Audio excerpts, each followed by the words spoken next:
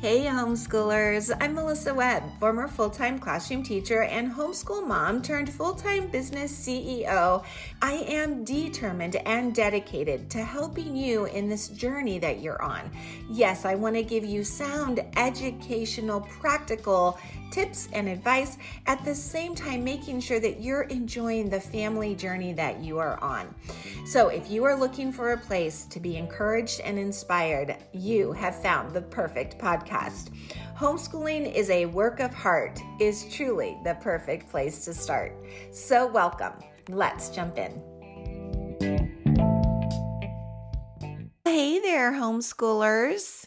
If you are in California, apparently Minnesota as well, you are well aware of the threats that are facing our charter schools. Yes, the people within our government want to cut budgets and increase micromanaging of things. But one of my biggest concerns regarding the current Assembly bill, AB 84, is they're wanting to remove any vendors who do not hold credentials. Now, while that sounds great, shouldn't all the vendors have credentials? Not necessarily. As a homeschooling parent, I know you already know this firsthand. You really don't need a piece of paper to say that you are qualified enough to teach your child, especially in today's day and age. Information is available for so many of us. I mean, I could go in an entirely different direction and tell you I have met many credentialed teachers who hold a piece of paper and were not especially qualified to teach. It goes both ways. It's never the piece of paper. It's the passion, it's the experience, it's the willingness to be the best at what we do. And I think of these amazing piano teachers or people who teach voice lessons, and they never got a teaching credential, but they could have maybe a master's in music, and they're going to be told they can no longer be a vendor. That is really upsetting to a lot of families who homeschool using charter schools as part of their structure and guidance. So we're all talking about this, we're fighting it, and this topic is pretty hot. It's top of mind for me. So I constructed a letter and I sent it on to my state representatives. And when I talked to a few other parents and asked if they'd done the same, a few of them were like, I don't even know where to start. I wouldn't even know what to say. So I thought, okay, let me share what I wrote in an email. And let me just show them, I'll walk them through the simple 1, 2, 3 step process, because it's actually quite easy to do that. Everything, again, being on computers these days, you literally go to your representative's website.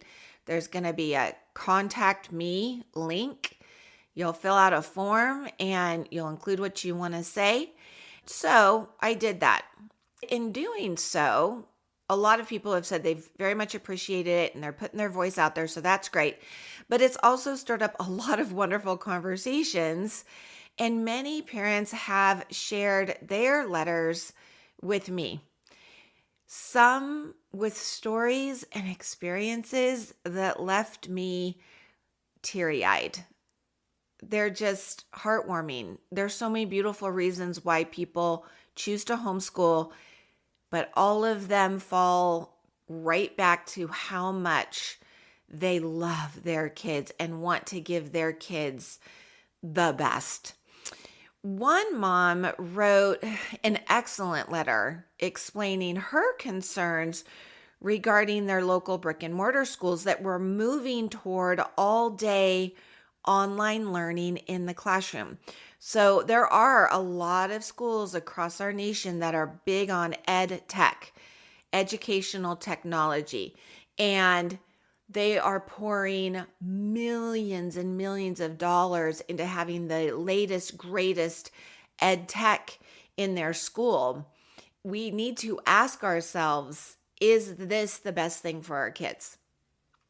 This particular mom, Patty, also included some wonderful resources, and I will include those in the show notes. I really appreciated that, Patty. It was awesome.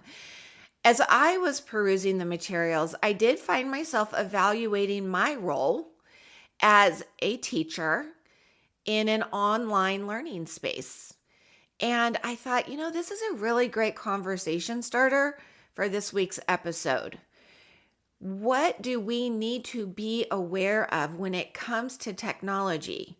Because we don't want to get trapped into relying on it so much that we're losing some of the other big benefits of the more analog versus digital types of learning. So let's talk EdTech this week.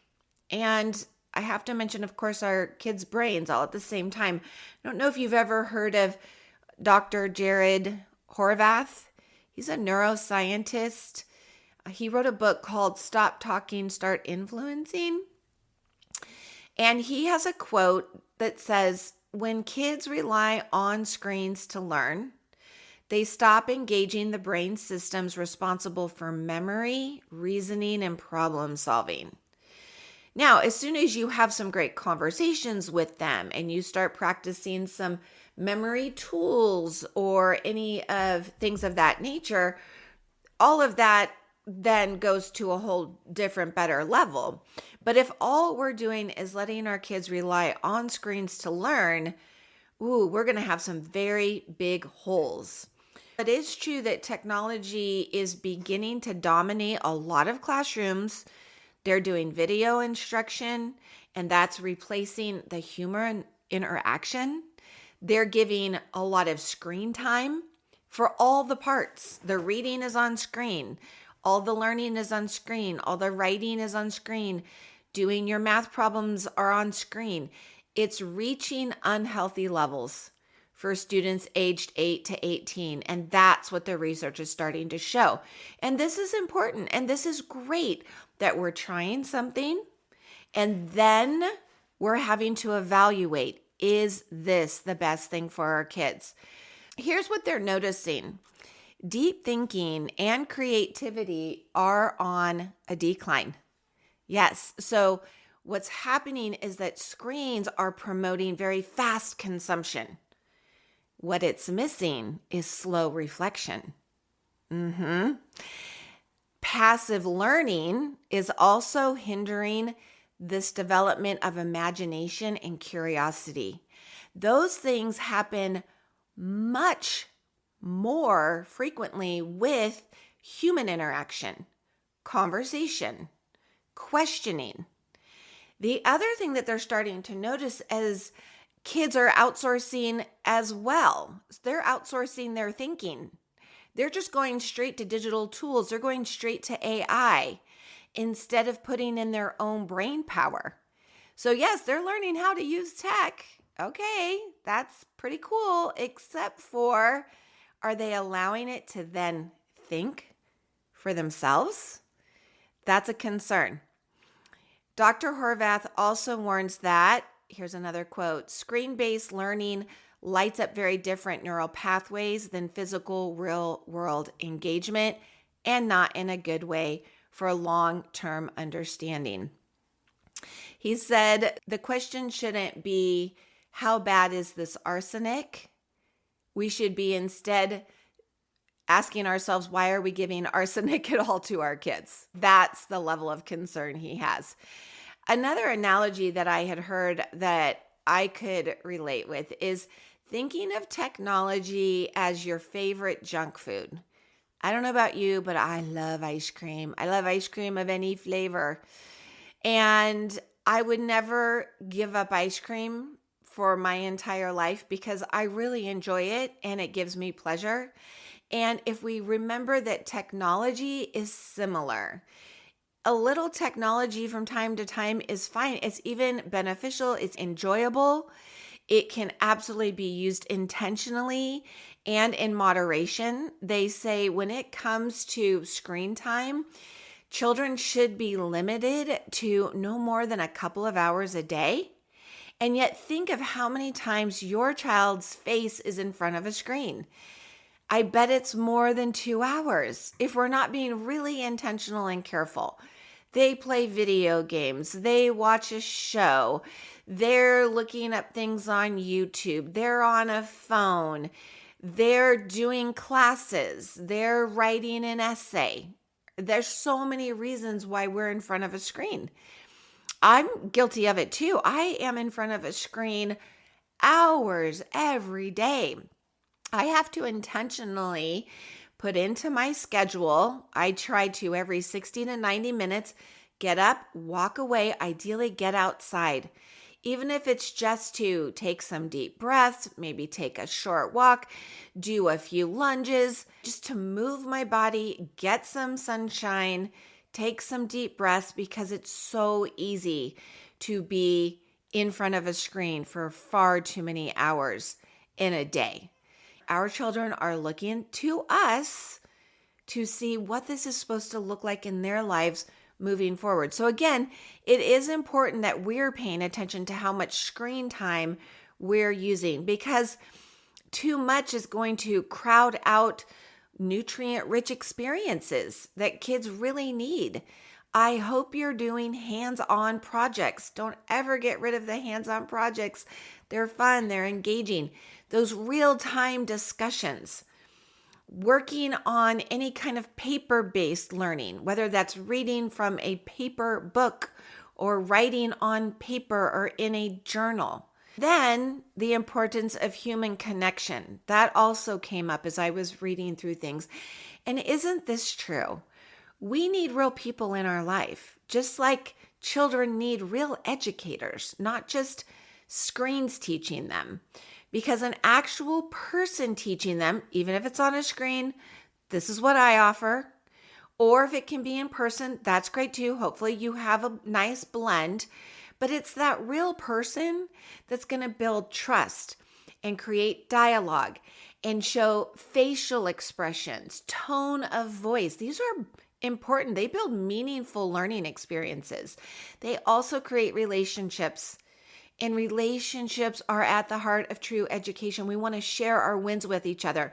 We want to share our frustrations with each other. I can tell you know this. You know relationships matter.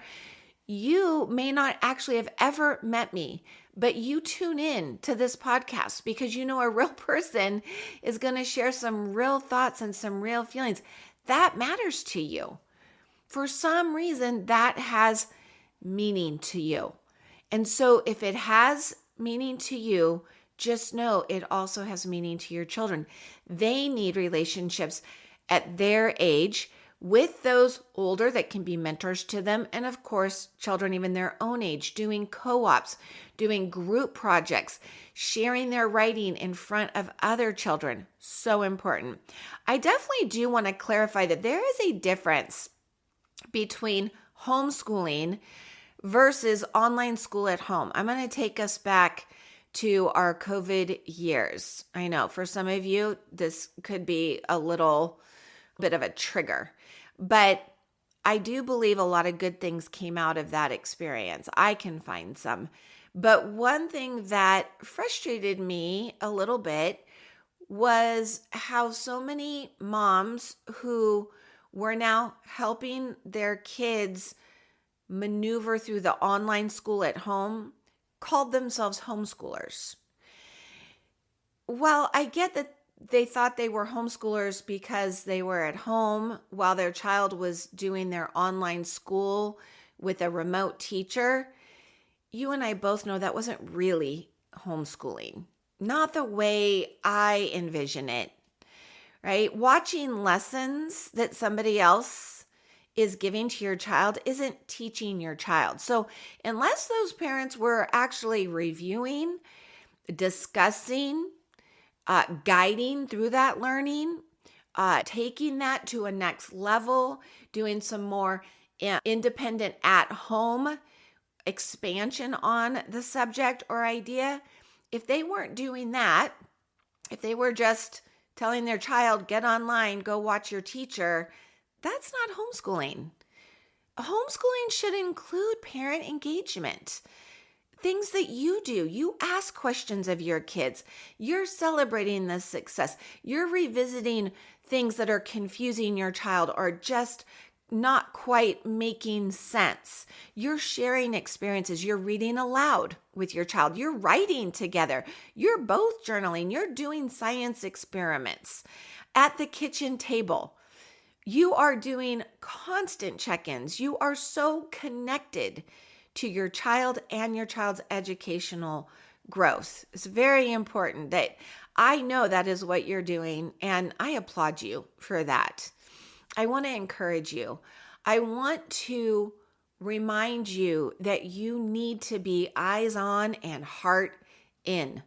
So even if you're using some online resources for outsourcing, which I'm a fan of, in those minimal hours, sit with your kiddo, watch a few lessons, ask, what did your child learn?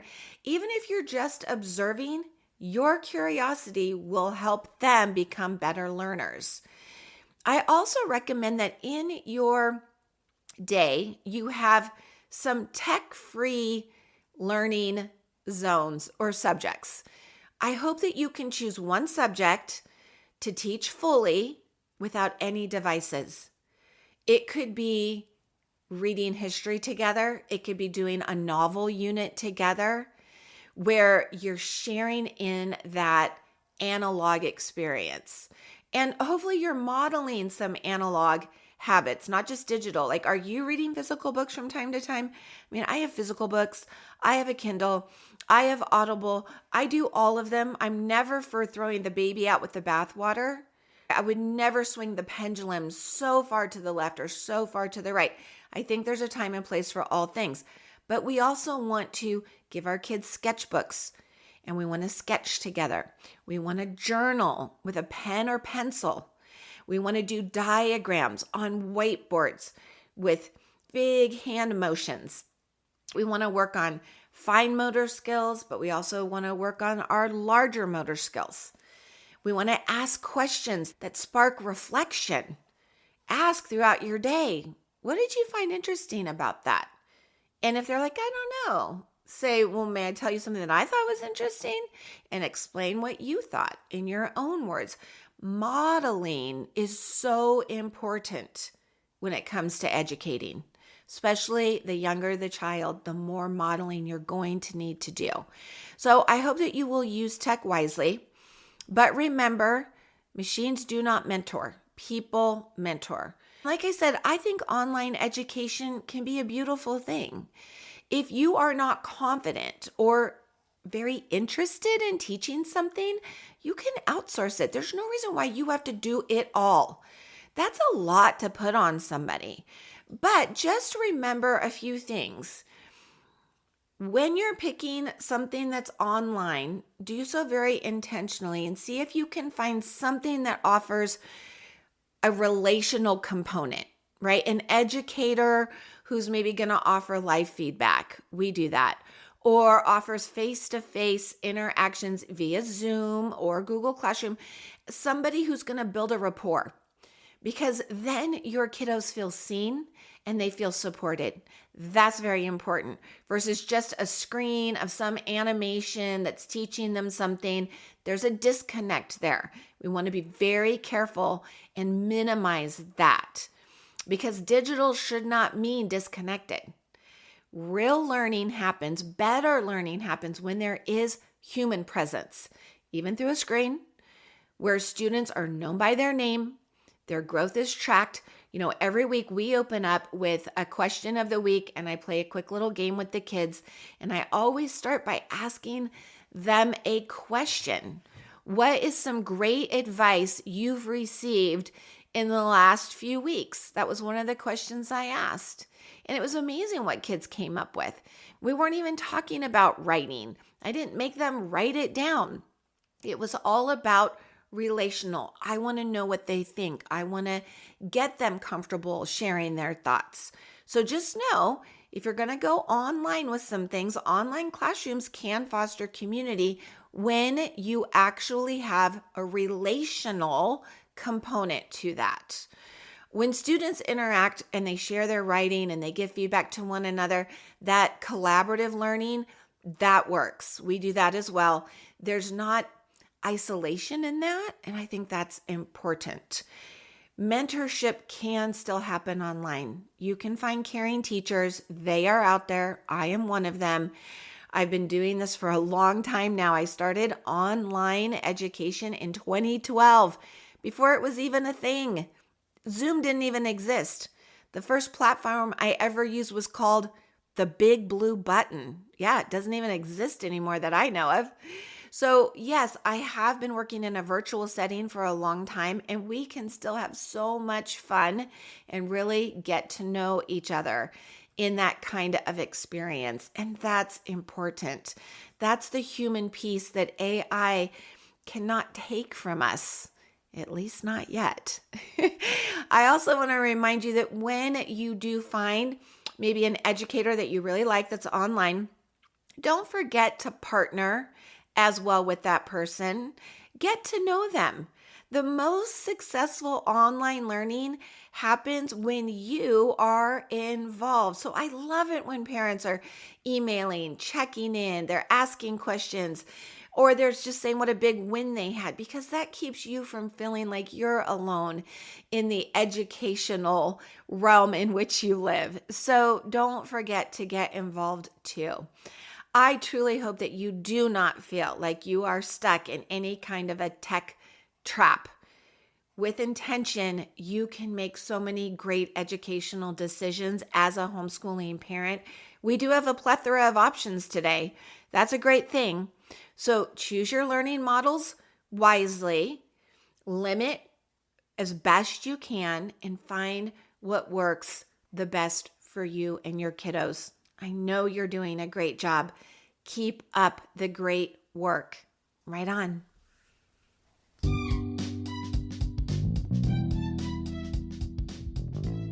Well, thanks so much for tuning in and listening this week. Hey, if this was something that you found valuable, don't forget you want to subscribe or follow so that every time a new episode is dropped, you'll be the first to know. And hey, before you go, if you are looking to get some of this academic writing under your belt and outsourced so that it's one less thing freeing you up to enjoy more time with your family, hey, you're going to want to head over to writeonweb.com to see what kinds of resources and materials I have available for you. I will look forward to seeing you there, and I will look forward to seeing you here in our next episode. Right on.